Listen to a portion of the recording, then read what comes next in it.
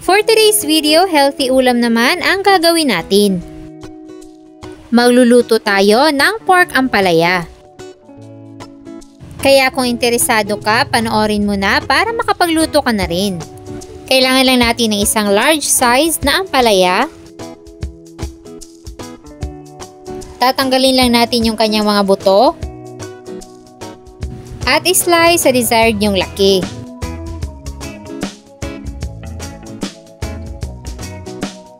Para mabawasan ang pait, bubudburan natin yan ng asin.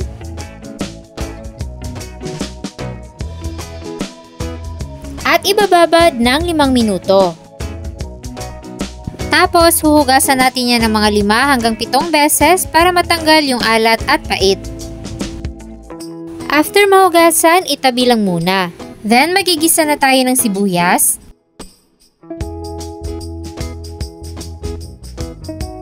Bawang.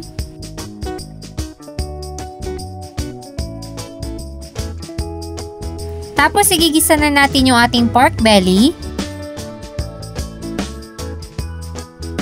Aantayin lang natin to na mag-lightly brown.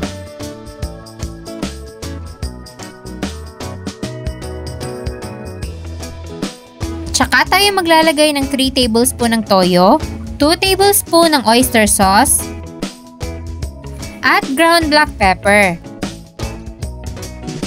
Igigisa lang natin to saglit.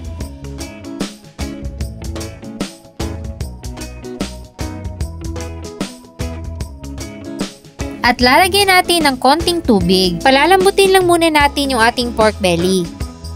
Papakuluan lang natin ng mga 15 to 20 minutes. After 20 minutes, i-check natin kung malambot na ba.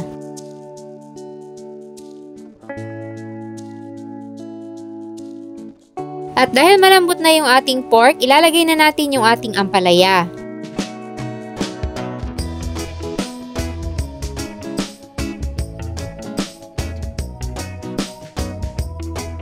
Pagkatapos mag-isa, takpan muna natin ng mga 2 to 3 minutes.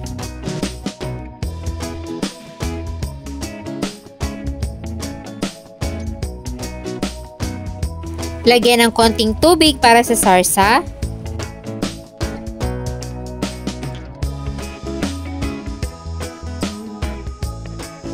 At konting cornstarch slurry pampalapot.